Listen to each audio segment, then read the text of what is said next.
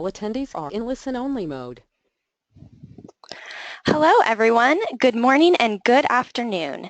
My name is Kaitlyn Langer, and I am a community coordinator at eFolder and your host for today's event. Welcome to our eFolder Partner Chat series. This webinar series brings together leading eFolder partners for business-oriented discussions. Today's topic is How to Bait for Better Clients. This is part 4 in a webinar series about MSP sales strategies. Today, we are joined by Dave Johnson, CEO of Portland Managed Services. Before we go through today's agenda, let's first cover a few housekeeping items. Today's session is being recorded. The recorded version of the webinar will be made available on eFolder's YouTube channel. We will also make copies of the slides available to those who registered for the event. With over 350 people registered for today's session, we have put all participants in listen-only mode. You can enjoy the audio portion of today's events by either streaming it on your computer or by dialing in over the phone. Questions are strongly encouraged throughout. We have planned a special Q&A section at the end of today's discussion, but you may submit your questions as we go along and we will try to address them on the fly. Today's presentation follows a logical flow. After introducing our partner guest, Dave Johnson, we will then have Dave share his experiences with narrowing the focus of his clients for his MSP. We will discuss how he defined his client base, assessed his current clients, and then focused on his sales efforts to attract better clients. Now let me introduce Dave. Dave Johnson's company, Netropole, specializes in managed services in the Portland area, and he has more than 20 years of experience in the technology field. In addition, Dave has a strong foundation with the Robin Robbins peer group, which has allowed him to evaluate his business and assess areas of improvement for sales and marketing. Dave, thanks for joining us and welcome. My pleasure, Kaitlyn. Thanks. So Dave, can you share just a little bit with us about Netropole and Portland Managed Services? Yeah, kind of beyond what's on the slide, everybody can read there. We founded the company in 1994 and really became a full-on MSP. We started with software development and became an MSP in 2009, and then spent the next 4 years till 2013 really kind of refining and perfecting what we do. And in 2003, I looked at our business and really kind of got serious about how we were going to go to market, who we were going to go to market to, and what tools we were going to use to be successful. So the real focus on growing the business and making it profitable started in 2013. Great.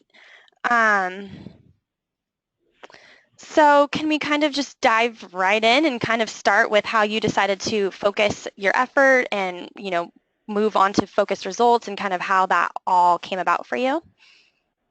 Sure. Yeah, absolutely. As you can see from the slide right there, we were struggling in 2013. We come out of the recession, and in general, I mean, the business was a lot of fun to do, but not hugely profitable. So in 2013, decided to put some things into place to grow the business, both on the top line, but then also really on the bottom line, which was the more important piece for me. They say top line's for vanity and bottom line's for sanity. So I kind of focused on the sanity side. If I got it to $1 million in gross revenue, but then really focused on profitability. So the couple areas that we looked at to move that profitability up the scale were being more selective on who we used as clients, who we brought on as clients, how we brought them on as clients, and then what we were delivering to them. So we kind of eliminated an awful lot of randomness that we had in the years previous, changing platforms and really looking at looking at clients as if they've got a heartbeat in a wallet, then they're a good qualified prospect for us.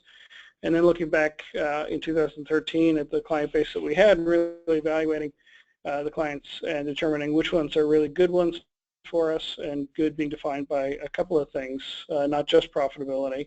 But which were the good ones for us, which ones were the bad ones for us. And so we did what's really, really hard for anybody who's sales inclined to do, which is to really fire the clients who were not good clients for us, or ones who don't pay their bills on time, who are really needy, have unreasonable expectations, and then at the end of the day really aren't profitable. So up until that point, I didn't have any tools that I'm not an accounting kind of guy. I don't spend a lot of time in the accounting system, but ended up with developing a tool that was just simple enough for me to understand, plug in numbers every month, and then look at from a profitability and from a business perspective what each of the clients was doing as far as growing our business or not growing our business. So using that as a tool, and I'll show that here in a minute, use that tool on a monthly basis to evaluate who we're working with and what kind of numbers we're bringing. Awesome, great. So let's dive right in here. So you mentioned that you kind of, honed in on a strategy and tried to eliminate randomness within your client base. So can you maybe dive more into, qualifications for your clients? What specific criteria are you looking for with a great client? For us, it's going to be company size. So again, not small clients are more time-consuming and more expensive than large clients are for us. So really targeting clients that are 20 seats or above. Anybody below that, ultimately the onboarding cost, the maintenance cost, and really the risk. I mean, this whole business is all about risk shift from the client to the MSP. And so if I'm going to take on the risk of a company going out of business as a result of our actions or inactions, I'm not going to do it anymore with smaller clients. It's just not worth it. So as your picture indicates, they're going after the bigger fish. Makes sense, but then on the top end, being realistic about what we can bring on. And for us at our size, we've got a total of 5 employees, including myself. And looking at that and saying, okay, what's the top end for us? And the top end really is about 150 desktops per client is a good fit at the top end. On the money side, on the monetary side, we set a target of $2,000 a month as recurring revenue. All of our agreements are really simple. There's only one way of going, and that's, again, based on the standards that we've developed and learned from, is we've got one package. We don't have a gold, silver, bronze package. It's just one way. And then on the revenue side, that doing anything really, and again, assuming that risk for less than $2,000 a month for us doesn't make a whole lot of sense, really. Growth mode, it's looking at the clients and what kind of businesses are they doing, what's their trajectory been, and this is part of kind of my sales approach, is one of being really candid, open, and honest with clients, on both sides, answering questions that they might have, but then asking them probing questions, right? What's their revenue been over the last 5 years? Are they profitable? They laid people off? What challenges do they have in the market? And things like that. And those are questions I get into really on the first time I have any kind of an engagement with the client. So the first call, I'll be asking these questions. And if somebody's a little bit cagey about it or isn't comfortable with those questions, that's a tip-off to me that they're potentially not going to be a very good prospect for us. This whole business that we're in is like being their doctor or being their therapist and being any number of intimate positions with them, and it's candor is important in that. So looking at growth mode, we're working a lot right now with the cannabis industry, which is growing here in Oregon, so really looking at who's in growth mode. The value piece of it, as far as understanding what value we bring, if it's somebody who's just in crisis and who's got a broken network and needs to have somebody come out right away and fix it, they're not going to be a good prospect for us. We're not in the cleanup business. So talking about asking them open-ended questions about what are they looking for, what do they value, what are things that have happened in the past, and really kind of shaping the conversation based upon their past experience and what their expectations are. So back to the old axiom that selling isn't telling. It's listening and then reflecting back to the prospect the things that are a fit based on what we can do and what their needs are, and then also just really being candid with them when you find that there is no congruency or there's a gap there where we're not going to be able to do things. So if somebody wants 24/7 service, we're not a 24/7 service shop, so we're not going to participate in trying to convince them to be something other than that if that's what they need, or for us to be something that we're not. So. Great, Dave. Those are all really great points. I like what you had to share there about selling isn't telling. I think that's awesome. So on your guys' journey, so you really kind of defined your client profile and focused on who you wanted to go after. Let's talk a bit about your profit tracker spreadsheet, what it means and kind of all the information that you gathered from it to assess your current client base. Sure. Yeah.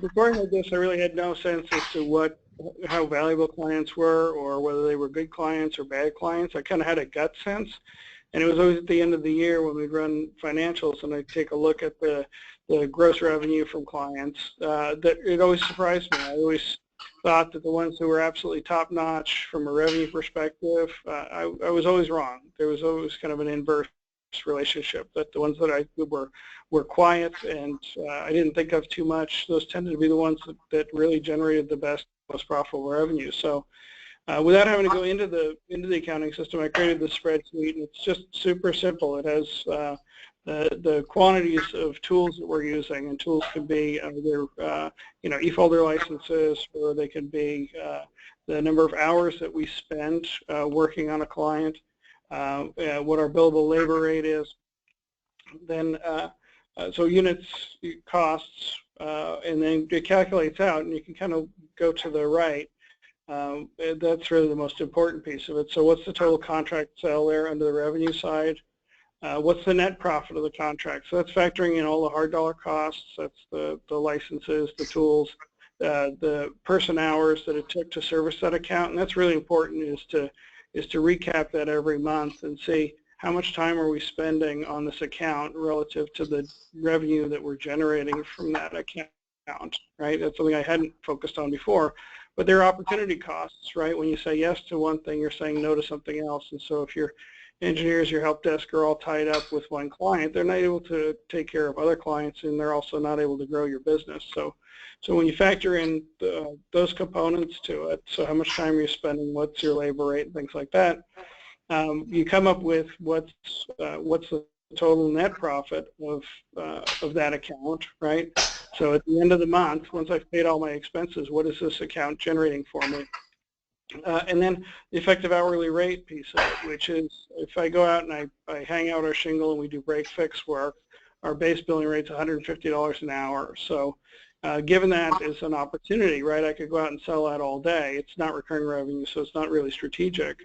But if that's the number that I can get out on the street, I have to look on a monthly basis at what's the effective hourly rate that I'm getting. So how much money are we generating by this client? And then how many hours are we spending on that client to come up with what is the effective hourly rate? And that's really the barometer for me. It's going to vary. I mean, there are some months where we'll have an effective hourly rate of $80, right?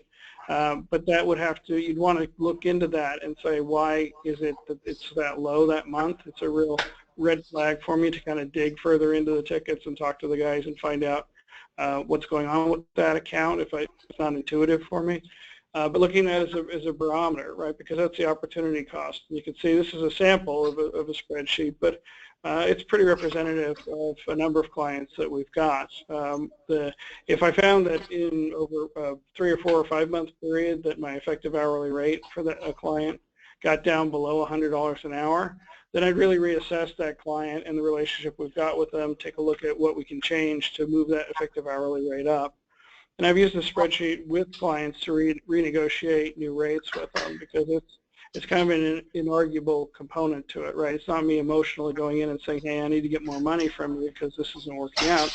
It's all numbers. So it's worked really well. So it keeps me on track, and it keeps us in a good space as far as profitability is concerned. Awesome, great.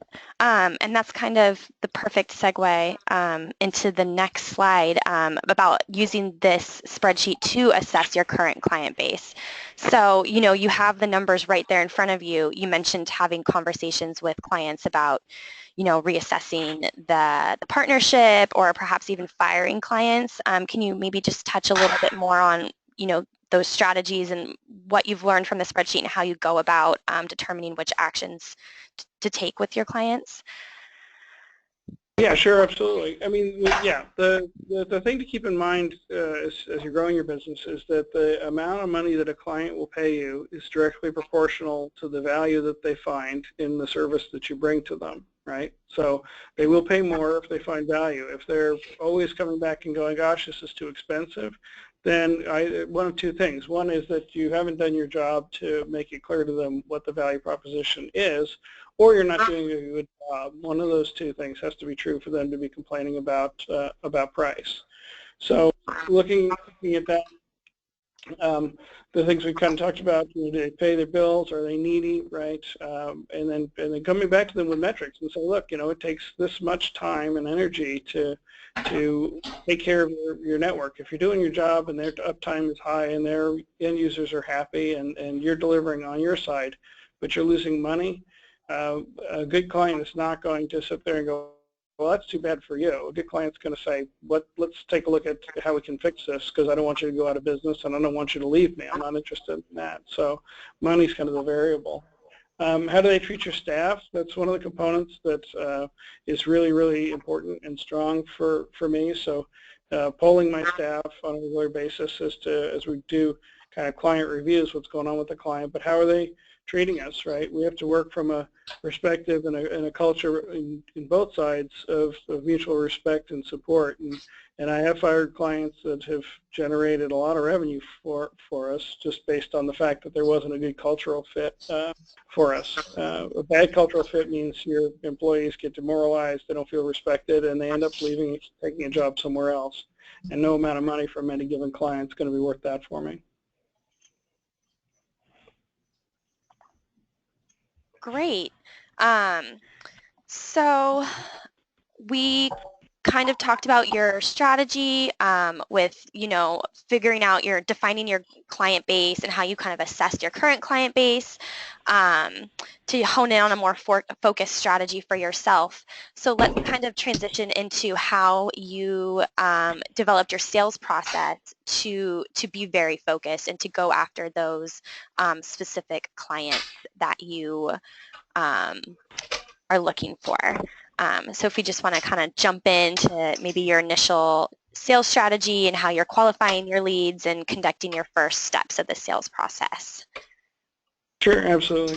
Yeah, as I'm saying, 2013 we really got serious about this. And one of the things that I found is that this is no mystery to anybody who's been in sales, is that there's no lack of folks out there who are absolutely delighted to waste your time, have you come in and do sales calls, have you given proposals, just email a proposal to me and I'll get back to you, all that stuff. And if you're sales oriented, it's kind of tough to not march to the tune that the prospect is piping out. But I kind of flipped that around and determined that there's a lot of value in what we do, and I want long-term relationships with good clients. So I really had to take it from a perspective of what's valuable to me and to the business as a whole and my employees. And flip that on its head. So we kind of refined the whole sales strategy. So instead of somebody calling in saying, yeah, I've got this need, could you come out and talk to me, and I just set up an appointment for the next day, we put into place a process and a methodology by which to qualify the clients both upfront and then on an ongoing basis, so that when I do make an appearance and spend time with that client, a lot of the questions, time-wasting pieces, and uncertainty that are inherent in just going out on an account call without this upfront work are eliminated, and we can get down to really substantive things. So the first thing we do is if a call comes in, it doesn't go directly to me anymore. My office manager takes the call and does some pre-screening on that client, finds out the things that I'd be asking, how many seats, how many servers, who are they working with now, are they in a contract, all those things. So she'll pre-qualify, and so that when I talk to them, I don't have to waste my or their time with that information. And then we'll go ahead and do research on them. So that call gets passed on to me, and my office manager will do research, or if it's a matter of I'm not in the office, we need to call back, we'll do the research. So we look on the web about the company, and this is intuitive for a lot of people, but for a lot of people it really isn't. They're so excited about that opportunity that it's going to go out and figure it all out on the back end. So doing research on the web, looking at LinkedIn, looking at the person's LinkedIn profile. The world is pretty small, so it's not hard to find that you actually know somebody who knows this person. Googling the company, finding out what's going on with the company. Are they in the middle of a lawsuit? Are they doing great? Things like that. So that you're kind of prepared for that first call, certainly prepared for that first meeting. Without doing that and then asking questions, really basic questions that could be found out elsewhere, like when did you start the company? Those aren't questions that you should be asking on the first call. So doing the due diligence. On the first call, when I do talk to folks, I explain to them right up front that this is the purpose of our communication really is to qualify in both directions, and tell them that may surprise them a little bit, that I'm interested in qualifying them as a customer for me, but it's a lead-in to explain how we work, that we aren't a break-fix company, we're not an on-call service, that we're a fully outsourced IT department for that company should they choose to work with us and should we choose to work with them. And again, I really put the emphasis on that to let them know that not everybody's going to be a fit for us, and also kind of takes the pressure off that I'm not going to try to sell them anything, right? It's got to be a natural marriage that makes sense for both sides, and that becomes apparent in the conversation. So really talking about how we do what we do, how we work with clients, the fact that we have 3-year engagements with clients, getting that up front, and explaining that what we're doing is, I don't talk tech with them at all. I tell them right up front that I don't care what processor they're running or how much RAM their server has. That's not what my concern is. That's a concern of performance, and that's for my guys to make sure that they're in the best place that they need to be. But really talk about what we're delivering to them, which is the shift of risk and responsibility for IT, for uptime, and ultimately for profitability of their company, which is on their shoulders right now. We're shifting that to our shoulders, and so it has to be a really good fit in both directions for us to go and assume that risk. So once that's determined, again, selling's not telling, so I don't spend a ton of time. I spent more just now than I usually do with the client or the prospect. So finding out what their needs are. So why are they calling us? Where they hear about us? Why are they calling us? What's their history been? Have them recap kind of what are the things that have happened to them that brought them to the point where they made this phone call. So that factors into the decision making on my end as far as that's concerned. So if it's I just fired my IT guy, well, why'd you fire him? Well, because he wouldn't listen to me, and I know more than he does. Whatever. You really have to do a lot of listening up front to determine, does this sound like it's going to be not just a good opportunity as far as they have this many seats, but really also, does this sound like a person who I'm interested in working with on a long-term basis, right? So those are pieces that happen in that first call. I talk about cost in that first call, and that's something that some folks are surprised at. But once I know how many workstations they've got, how many servers, things like that, I get that right out on the table. I talk about, I call it the scary B word, which is budget, and ask, do they have a budget? And if they say, no, I don't have a budget, then I suggest to them they get a budget and we can talk some more. That without a budget, there's really no point in talking, because there's nothing, the thought hasn't been put in on their part as far as what they're going to need to do to make this happen on their end. And part of budgeting is asking the question, if they don't have a budget per se, you can ask them what their IT spend was, their full IT spend for the last year. And folks have had this experience, I'm sure, and I have numerous times. When somebody comes back and says, well, I've got 30 workstations and 2 servers, and I spent $3,000 on IT last year, right? That's not a good prospect. That's not enough money spent on IT to do it right, which is why they're calling, right? But that's a perspective. I mean, that should be intuitively obvious to somebody. And if it's not, if they're proud of the fact that they only spent $3,000 on IT and they've got that kind of a footprint, then they're not going to be a realistic or good customer for us, right? If that's the annual spend, that should be more. It's a high monthly spend, but it shouldn't be the annual spend. So I'm candid with them that is kind of a crazy number for a company of their size and so forth, and give them a ballpark of what I think. I say, don't hold me to it. It's going to be plus or minus, but basically what we're looking at is, on a 3-year agreement, a company your size and level of risk and so forth, we're looking at about this amount of money. And then I shut up. right? Because that silence is really powerful stuff. If the person goes, yep, sounds good to me, when can you come out?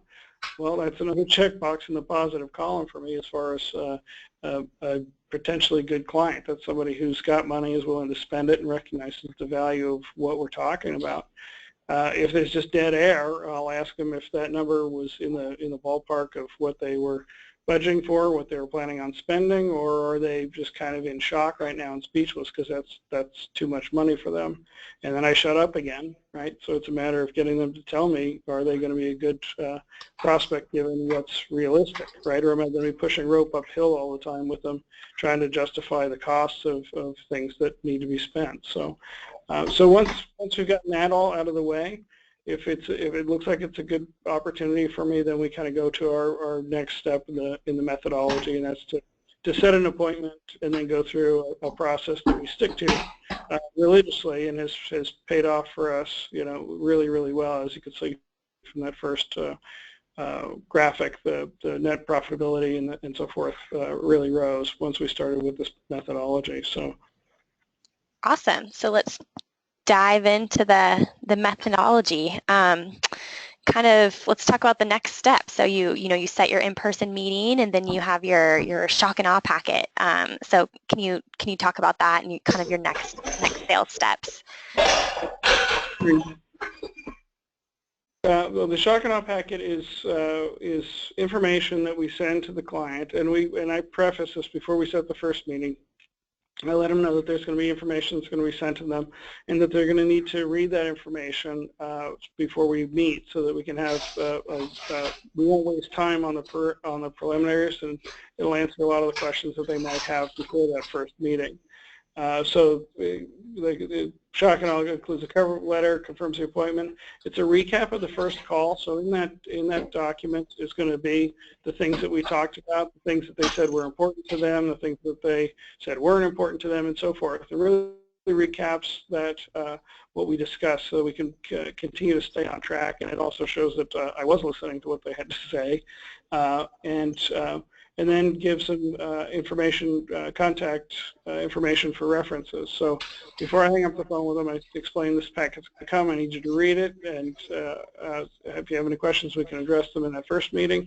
But I need you to read it, and we're also going to give you 3 of our existing clients, long-term clients, and I'm going to ask you to call them. You really need to call them before we have our meeting. I want you to go ahead and be open and honest with them, ask them any question that you want about our business, about my business practices, about why they work with us, about things that we do well, things that we do poorly, and have that done before we have our first meeting, because based on that, again, a lot of questions that you might ask will be answered by those folks, and then we can kind of go from there.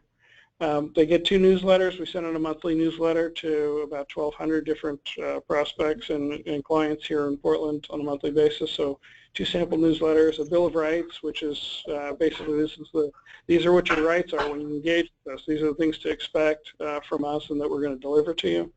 Case studies to talk about disaster recovery, backup continuation, things like that we might spend a lot of time talking about otherwise.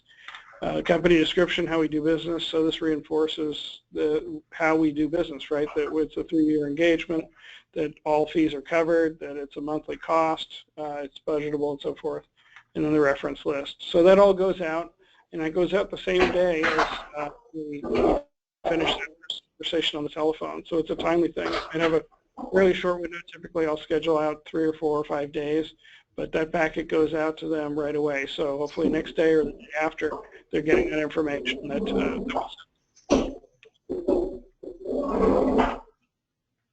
Kaitlyn, I don't know if it's you, but there's a bunch of noise in the background, just so you know. Hey, Dave, thanks. So can you dive more into your reference list and kind of how you came up with that idea maybe, and how you've talked to some of your clients about having, being on your reference list and providing references to potential clients? Sure, absolutely. Yeah, so the reference list is great. I mean, I can sit there and tell somebody about how great we are, but clearly I have a bias and an agenda, right? No matter how nice I am. The clients don't have an agenda and a bias, so I approach our clients and I explain to them that I'd like to use them to first I ask them permission, may I, but I like to use them for marketing purposes, that the best way for us to reach out to new opportunities to have them talk to existing clients. And would they mind just brief phone calls from prospects who would ask them about us and what we do and so forth. And I encourage them to really think critically about it.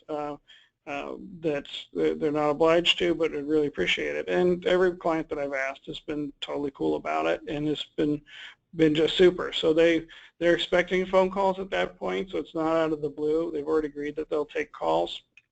When I talk to the prospects, I let them know that when they call in, that these folks are busy, so please be respectful of their time, and also to let the person who, if there's a gatekeeper, to let them know that you're calling on a reference for Netropol. So all that's kind of set up ahead of time. And then, again, they can ask those questions of anybody. It's interesting because you've got to be selective on who it is that you work with. You want people who are positive and enthusiastic and who have a personality that will carry things through. We brought on a client, and one of the feedback points that they had for me was that on the reference list there was one person who we've done great work with and so forth, but was not a very enthusiastic person in the sense of it was just a personality component to them. They're very, very taciturn, and it just didn't, no matter what good things they said about us, there wasn't that emotional component behind that. So I took them off the list and replaced them with somebody else. But really giving the opportunity for the clients to go ahead and say things about us. So, certainly if a client were to say, no, I'm not comfortable with that, then I would want to do some digging and find out why they're not comfortable with taking a call and saying good things about us. So. Great. Awesome. So I like this, this packet, the shock and awe packet that you mail to your prospects. So then let's follow down your marketing methodology and talk about next steps after that. Okay, so the next steps for us is to confirm the appointment, and so we want to make sure that again, I've given them instructions, very clear and specific instructions, and that is they're going to get this information. We follow through on our end, and then I'm going to expect them to read the information, take the time, read the information, and then call the prospect. So we'll go ahead and call 2 days ahead of time, ahead of the appointment, to confirm the appointment, and then my office manager will ask them, did they receive the packet? Did they read the content of the packet, and have they had a chance to contact all three of the references who were in the packet itself? So if the person says, yeah, I've called 2 and I'm waiting for a call back on 1, she'll ask who is that person and facilitate a call back before the meeting. And this is really the most important thing, right? Did they do this stuff? If they didn't do it, if it's, hey, I've been busy, things have been nuts, I'll get around to it in the next day or so, then our office manager will go ahead and reschedule the appointment with them and schedule it out a couple days. Well, I totally understand that everybody's busy. I get it, not a problem. So let's go ahead and reschedule, give you a chance to go ahead and finish that up and call the references and such, and we'll have Dave come out, whatever, and schedule it out 2 or 3 days, not a week, but just a reasonably short period of time, so that they can have that opportunity, because people are busy. There's no question about it. The purpose of this is to weed out the people who are tire kickers, right? Who will have had that phone call with me, receive the packet, not open it, not bother with calling the references, and then just wait for me to show up and go through that which I'm trying to avoid in the first place, right? So that's really the thing. I'm looking for clients who put a little bit of skin in the game, who take the time and energy to really get serious about what it is that we're talking about. Because if they're not, then I'm not interested in doing business with them. It's not that much to ask to have them do that, and if they can't find the time, the energy, or the disposition to do it, then they're really not going to be a good qualified client for us. Great. Do you have a feeling from your initial conversation, the prospects that will follow through and contact references? Do you get a good instinct about clients, or just have you had some cases where people will surprise you and be more serious than you may have initially thought they were?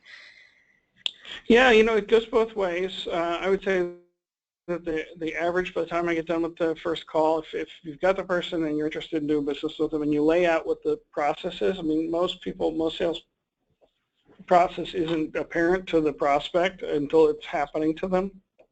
So laying it out and having them understand what's going to be, what the process is, what's going to be expected on both sides, what I'm going to be delivering and what I need from them is, I think, helpful to folks. And if that resonates with them, then that's great. And you can kind of get a sense of that. I have been surprised. I have had ones that I thought were totally dialed, and that it's like, well, this is kind of a slam dunk, which is always the kiss of death in sales, right? But that have not gone through and done what needed to be done, haven't called the references, haven't read the material and so forth. And when we get to the kind of flowchart slide, you can kind of see what happens to them.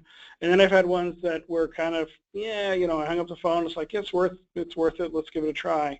But I wasn't really optimistic about it, and who hung up the phone with me and ended up calling all 3 references and talking to them one back to back right after another. You know, and I ended up getting phone calls from those references saying, hey, this person just called. So those were ones that were great. This is a person who truly is serious, who's either got a real need, but they're taking what I'm saying seriously. They're looking at me as more than just a guy who has folks who fix things, but really they're serious about it. So those are ones that have been just super, and that's carried through, right? It's how you do anything is how you do everything, right? So if a person's a follow-through person, then the person's a follow-through person. That's who I want to work with.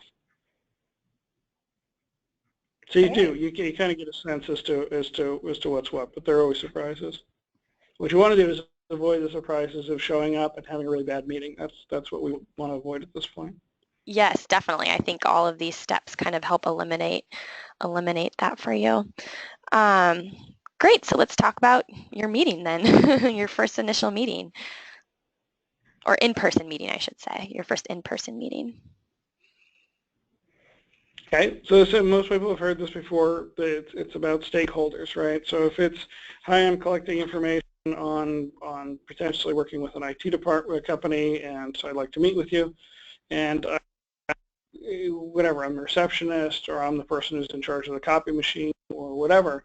What we're looking at, you know, what we're doing, and the only way we're going to work with a client is on an ongoing basis. So I need to talk to the people who are able to sign a contract and sign a check, and that would be in the first meeting. It's not going to be with a person who's collecting information, and I'm going to get with Mr. Smith and talk to him about, you know, what I found out, and then we'll get back to you.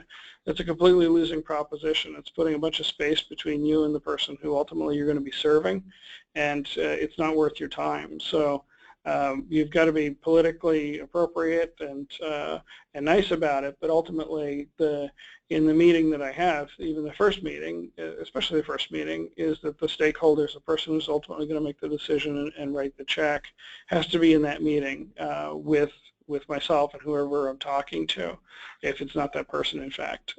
If it's a gatekeeper, it's like, well, Mr. Smith's really busy, yada, yada, yada. Well, let's find a time when Mr. Smith's not busy. I'm busy as well.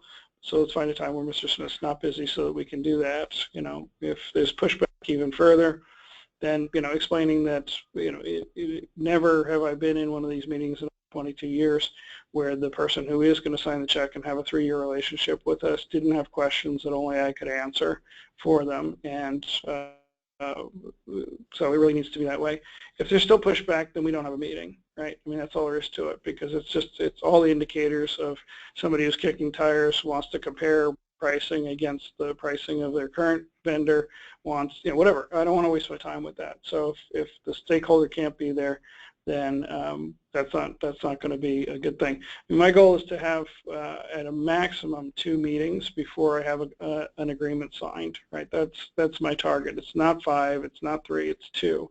If I can do it in 1, that's great too, but it typically takes two engagements really to get actually to a 3-year contract signed. So in that meeting, is right, it's answer final questions, so I'll ask them, you know, in the information that they got, did they have any questions based on that? If I get kind of a blank stare and a no, that may be an indicator that they didn't. If I could push that a little bit further, really, to qualify them and ask them what did they find most interesting, or what was most helpful in the packet. And if they say, hey, you know, the Bill of Rights was really great, or I love these newsletters, you know, whatever it is, they've got some kind of feedback, then again, it's reinforcing to me that, yes, this is a good prospect. This is somebody who took the time over a cup of coffee, went through this stuff, and really doesn't have any questions, right? There's no holdback there. They really don't have any questions, and that's really what the shock and awe is designed to do, is to eliminate those questions that waste time and bring uncertainty into the process. So always bring a contract, some sort of an agreement that the client can sign, the prospect can sign with you. In a lot of cases where we're taking over for somebody who's screwed up a network and things are kind of in a bad way, the client, the prospect, I keep calling client, I'm presuming, the prospect understands that we don't know what we don't know about their network. And so for me, first signature would be on a network assessment. And we charge for a network assessment. It depends on the size of the company, but it's not going to be no less than $500. And that takes care of two things, really. One is that things that you don't pay any money for have no value. So we want to assign a value to what we do because it is valuable. The other is to see if the person has a shaky hand and doesn't want to pay for a network assessment.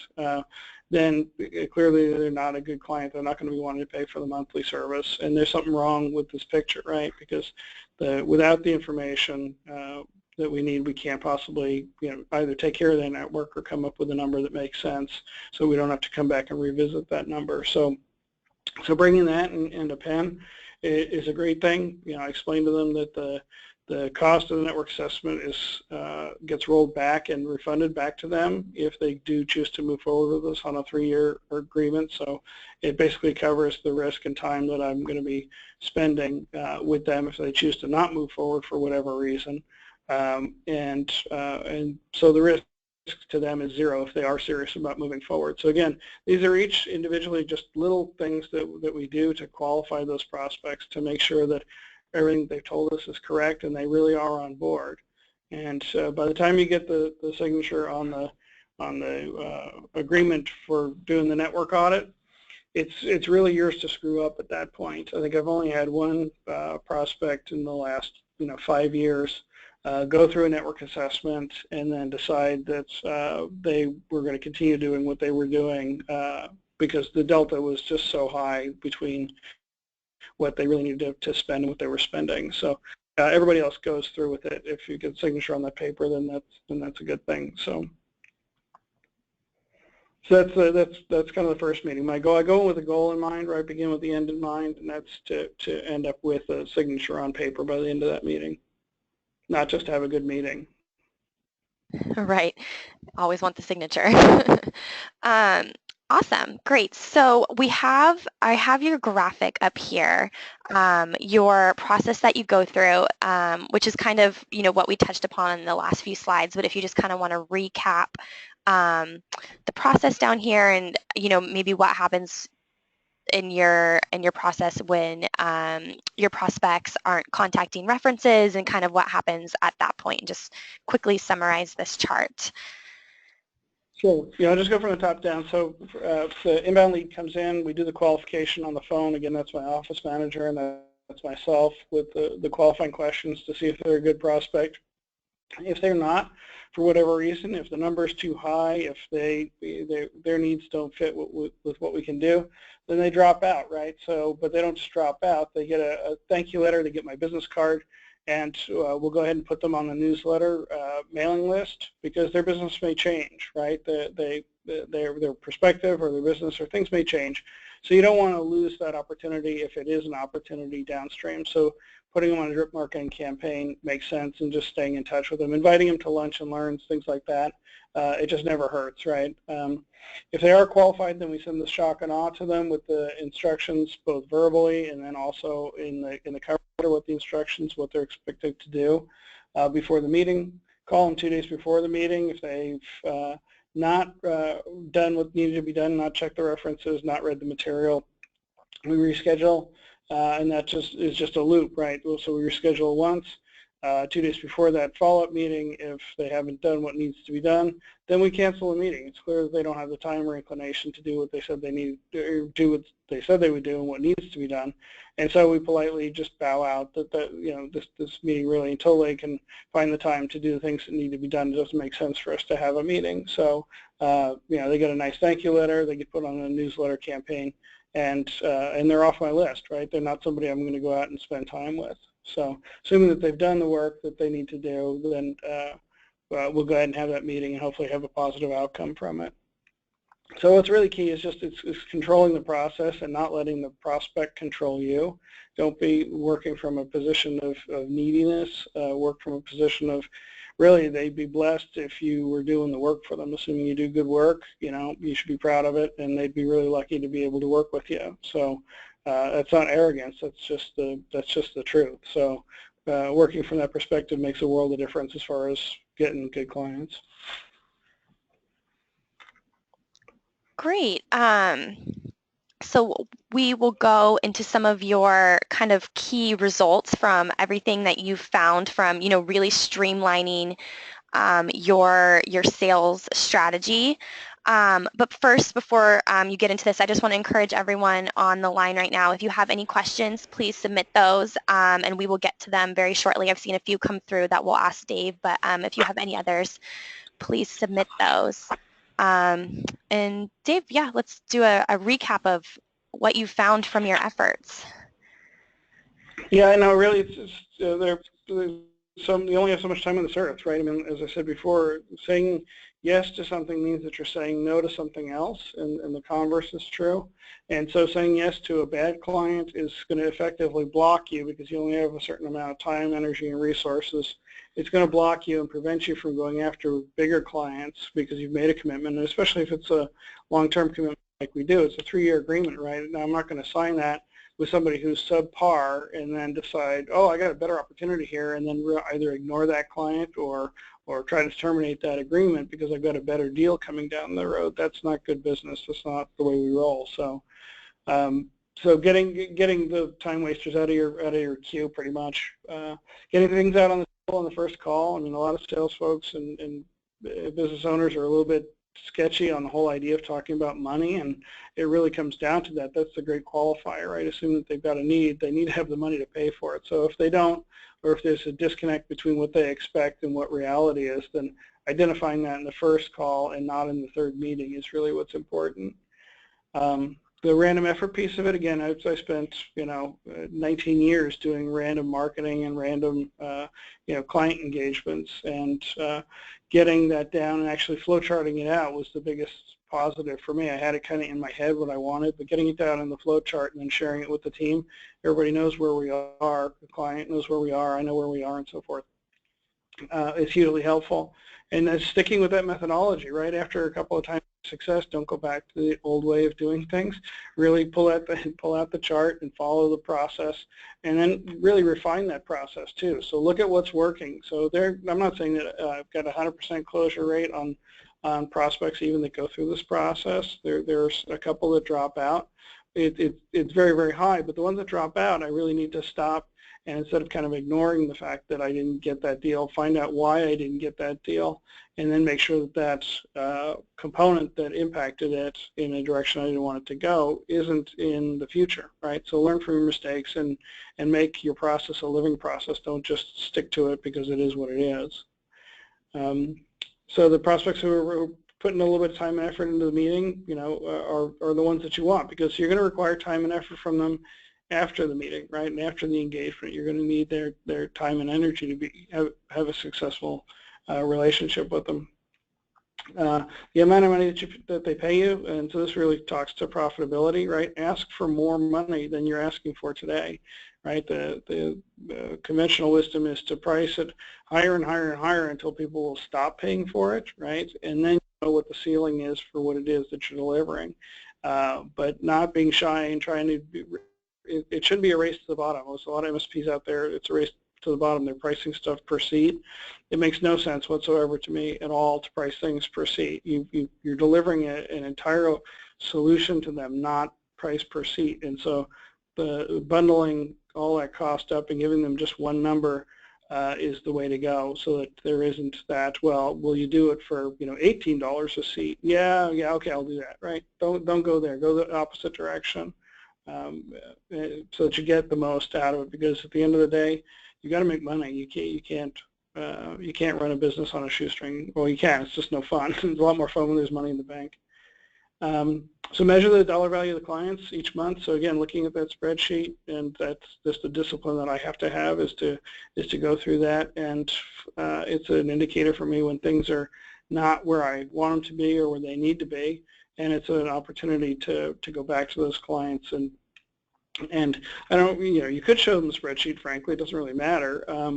But a real client who understands business understands that there has to be a certain level of profitability in the relationship where the relationship's not worth doing. And those who do, you can renegotiate, and I have. I've moved contracts up, thousands and thousands of dollars in one sitting by just bringing this data in and saying it's a matter of we're not making the kind of money that we need to, and they said, well, let's fix that. So, and then always have a document for them to sign in the first meeting. It's a great qualifier. If they're not comfortable signing something that costs $500 and ultimately what you're proposing to them is going to cost them $25,000 a year or $30,000 a year, then there's something wrong. They're either the person who can't sign that document or they're risk averse or whatever the reason is. If you've done your work up front, you follow the methodology, then having them sign the paperwork is a natural conclusion of that first meeting. Great. I think this is all a very nice recap of your entire strategy, kind of driving your business, Portland Managed Services, forward, which is awesome. We have quite a few questions on the line right now, so I'm going to dive into those. We have a few people wondering about this, how long on average is your sales cycle, and if you've ever taken the time to calculate that. Yeah, it's fairly short. I mean, because time's valuable. It's getting to the point where you've got something going. It used to take weeks, and also one of the things that, and I've had this recently with working with a landscaper, which is I've got money, I've got time, I know what I want to have done, right? And then having to wait for 2 or 3 days for the guy to return my phone call is kind of infuriating for me when I'm on the receiving end of that. And so I apply that to my own business, and previously we were slower in responding to things, slow to get out that thank you letter, scheduling appointments out, 2 weeks because I'm busy right now. So if it's a good opportunity, getting that done, and also providing yourself with the opportunity to eliminate competition, right? If you schedule something out 2 weeks to have that first sit-down meeting, then in that 2 weeks anything can happen. If you're able to schedule out, say, give them the chance to get the material, do what they need to do.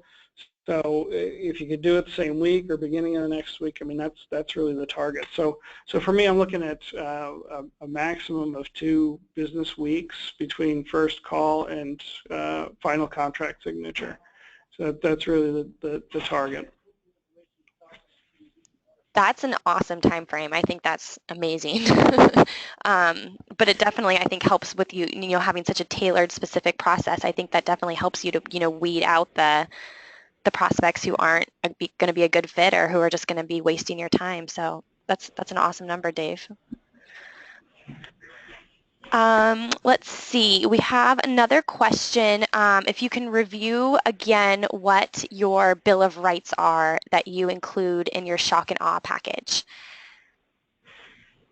Sure, yeah. So the Bill of Rights is, a lot of it's pretty intuitive, but, they have a right to have their tickets closed. They have a right to have their invoices be generated in a timely fashion and to be accurate. They have a right to be working with people who are committed to their company as much as they are to my company. There's just a whole lot of things that we kind of take for granted that by spelling them out, and especially if you look at it from a perspective of what are your clients, not clients, but your competition. What's your competition doing that is getting them kicked out of accounts, right? And focus on those things. And really, it's not moving heaven and earth. I mean, it's not a matter of, you have the right to work with a company that has 12 certifications per employee, right?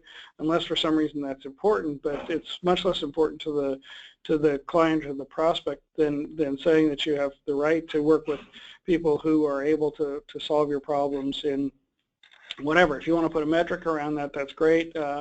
You know, you have a right to 100% guarantee of quality service, right? If you ever receive service that you're not happy for, you never pay for that service, right? That's what I tell clients. It's like, I mean, I got a contract that they sign, it's 20 pages or whatever, and it's a bunch of legalese. But at the end of the day, if they're not happy with our service, then they can leave, right? I mean, that's all there is to it. What am I going to do? Sue them to work with us? It doesn't make any sense. So they have a right to 100% satisfaction. They have a right to have access to me. They have a right to have us be prepared for our quarterly business reviews. They have a right for us to respond in a timely fashion. You know, just all of those things that are there.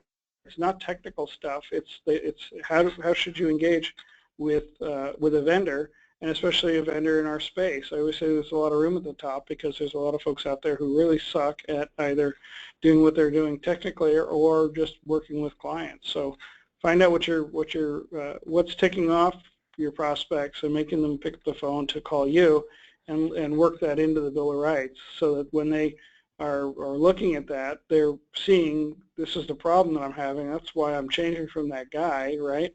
And here it is right here. My problem is solved, right? So you're feeding back that solution right there in that document. But don't, you know, obviously don't put stuff in there that you can't stand behind. But it's stuff that if you were on the other side of the table and you read, you'd feel comfortable and be reassured that yeah, these guys are and gals are going to be able to deliver what I need. Great. I would imagine that creates a really positive impact for prospects as well, just including all that information in your shock and awe packet. I think, you know, any client would be really impressed, or potential client would be really impressed to see that.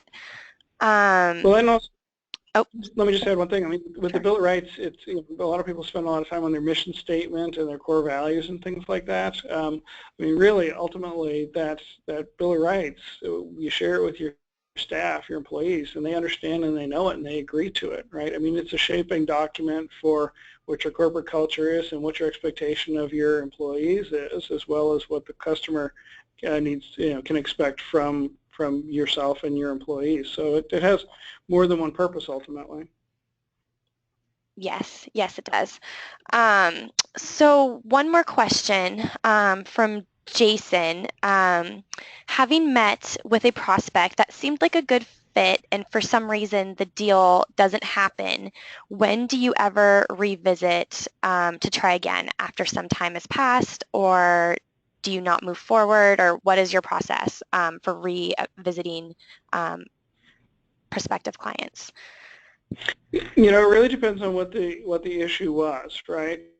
If it's using the drip marketing campaign, so sending the newsletter out, inviting them to lunch and learns and so forth, has a net positive effect. We've had folks who we weren't a good fit for whatever reason, who a year or so later ended up, you know, they have an IT guy, it's the son of the owner, whatever the reason is, right, and they really couldn't displace him, and then all of a sudden, right, he got fired or whatever it is, right, so they have a need, and we were right there in play.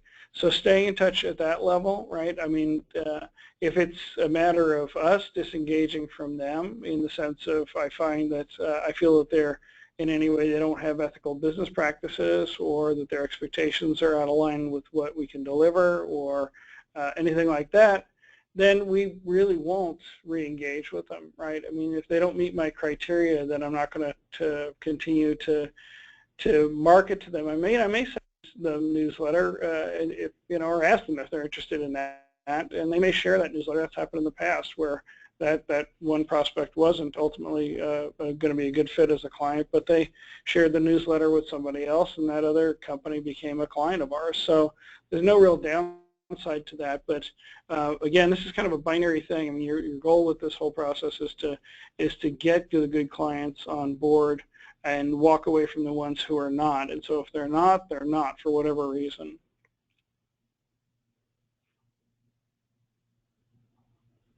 Awesome, great.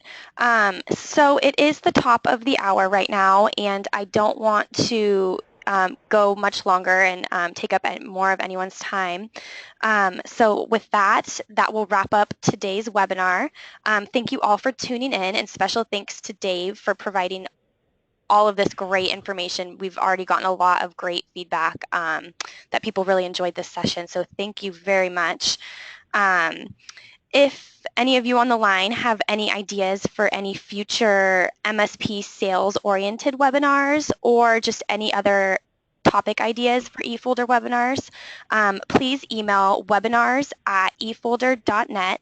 It's on the screen to share your feedback and ideas. We're always looking forward to creating, educational and useful content for our MSP partner base. So we definitely welcome your feedback and ideas. And with that, Dave, thank you so much for joining us today, and have a great afternoon, everybody.